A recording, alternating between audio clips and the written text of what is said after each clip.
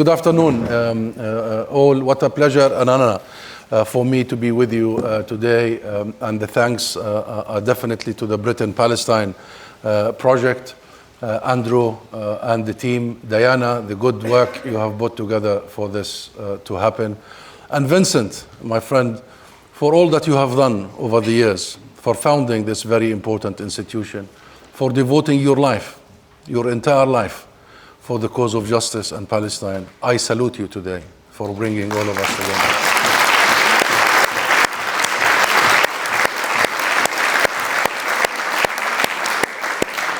And of course, I am very privileged to be among a list of speakers that they make them know better nowadays, and they can be, and they are the best voices for Palestine. And the list is long, and I'm touched to see so many.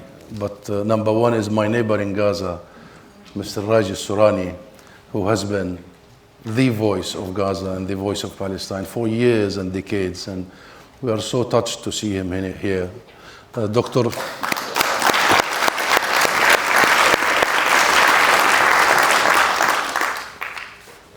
Dalal Ariqat, who represents the best Palestine can offer. And we are so proud of her achievement and her family and what she has been able to convey to the world on behalf of her people. Thank you for traveling here and being with us.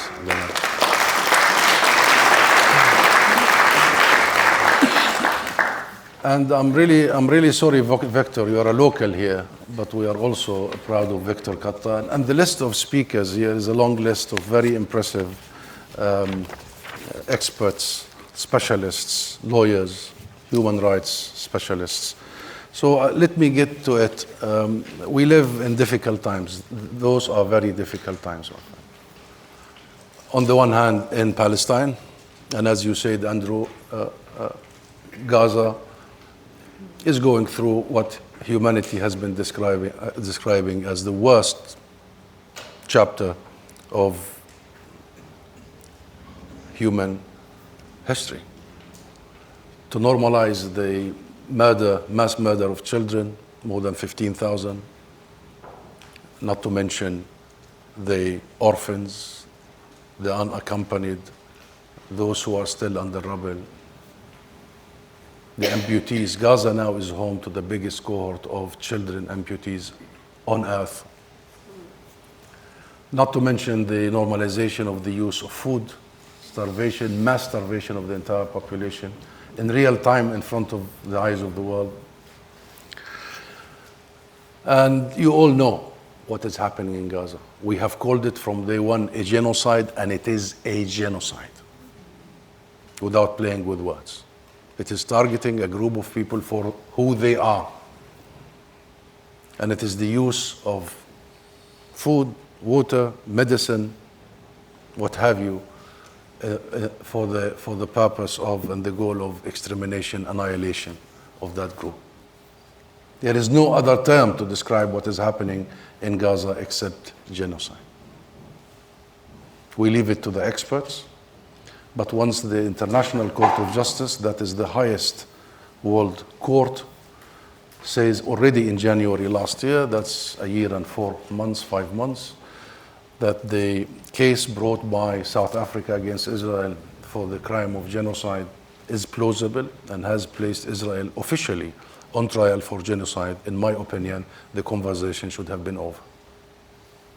But still, we see many politicians trying to cover up for this particular, the crime of all crimes.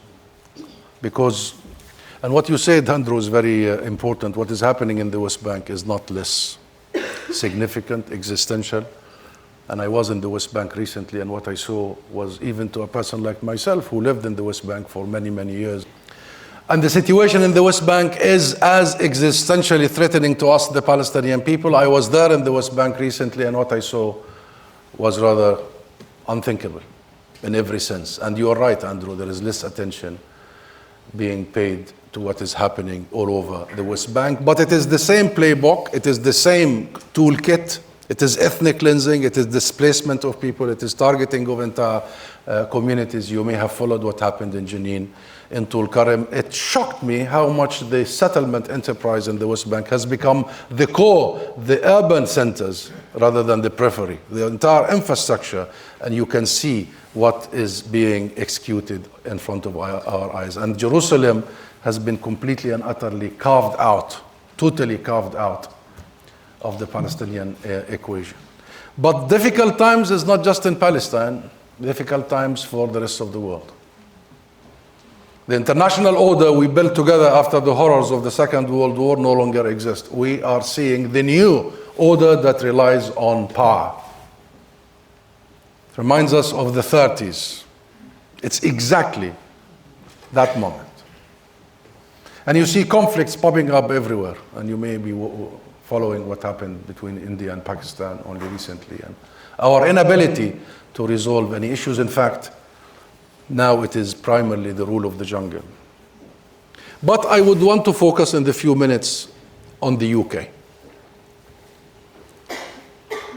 And I have three observations to make. The first, there has been a considerable, real, unprecedented, serious change in the British public opinion over the last few years. Very real, thanks to you. And thanks to generations of real work. But unfortunately, also thanks to the blood of our children, of our people. That finally, the news is reaching. Finally, people are realizing.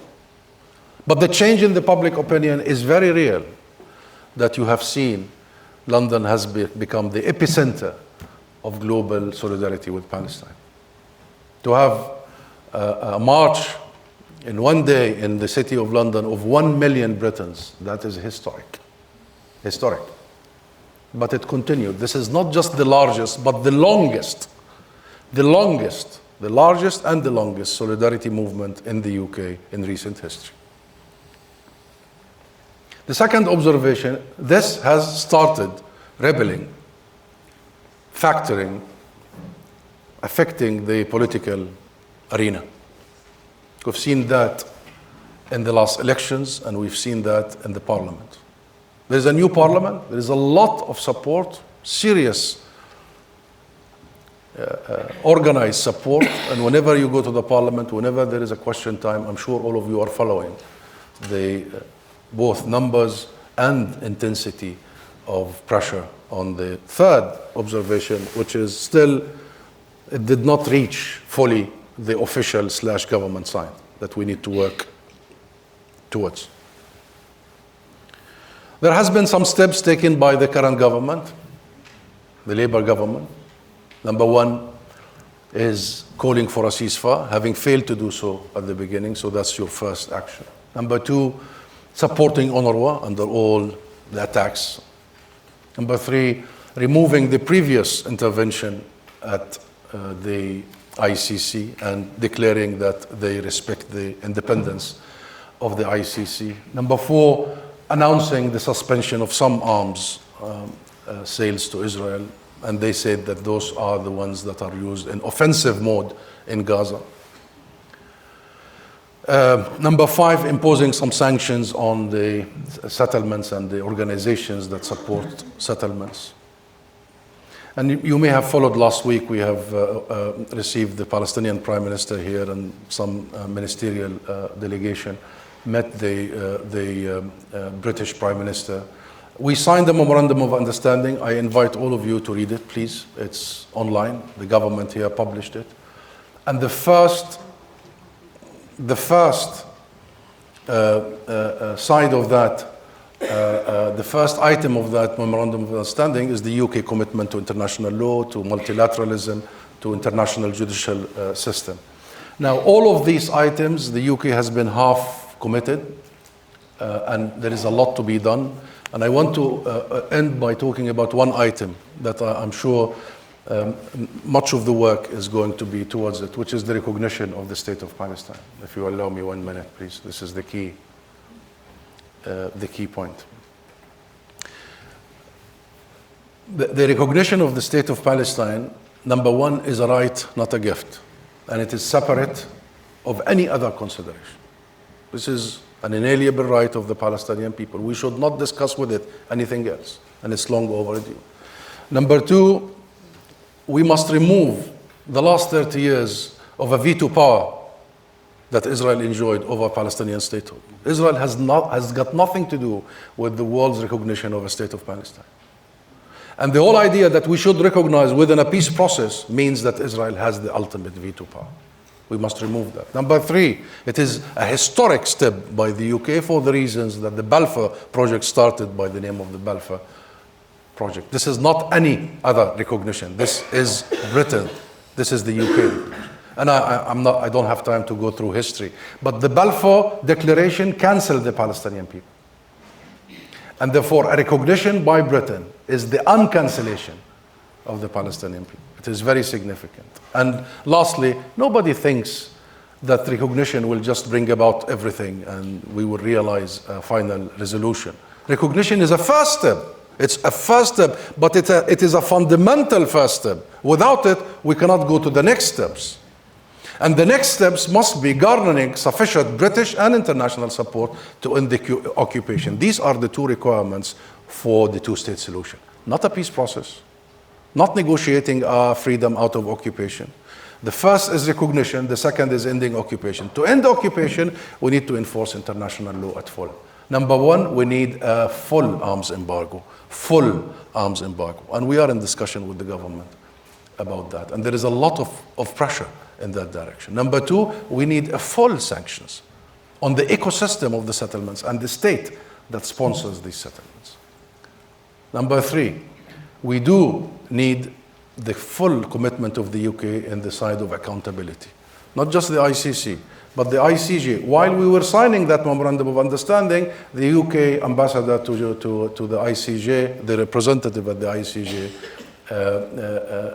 objected to the process of deliberating at the ICJ, the humanitarian, the last week, and the UNRWA situation. And so while we commit to internationalism, still there are points that we need to make sure that the government here adheres to and helps with us. We have June coming. You are all aware about the French-Saudi initiative. We believe this is a very important opportunity.